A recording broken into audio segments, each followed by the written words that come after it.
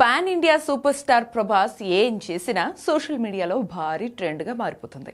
తాజాగా ప్రభాస్ తన అధికారిక ఇన్స్టాగ్రామ్ ఖాతాలో ప్రొఫైల్ పిక్చర్ని మార్చేశారు. ఇక దీంతో నెట్టింటో ప్రభాస్ ట్రెండింగ్లో నిలిచాడు.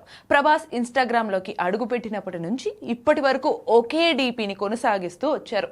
తన కెరియర్ని పీక్ స్టేజ్కు తీసుకువెళ్లి పాన్ ఇండియా స్టార్డమ్ తెచ్చిన బాహుబలిలోని ఫోటోను 7 ఏళ్లుగా డీపీగా ఉంచాడు రెబల్ స్టార్. ప్రతి సినిమాకు సంబంధించిన పోస్టర్లు, అప్డేట్లు షేర్ చేస్తున్నప్పటికీ ప్రొఫైల్ పిక్ ను మాత్రం అలాగే ఉంచేవారు. అయితే ఇప్పుడు చాలా కాలం తర్వాత, దాదాపు 7 ఏళ్ల తర్వాత ఫౌజీ లుక్ లో ఉన్న ఫోటోను తన డీపీగా పెట్టడంతో అభిమానుల ఆనందానికి హద్దులు లేకుండా పోయాయి.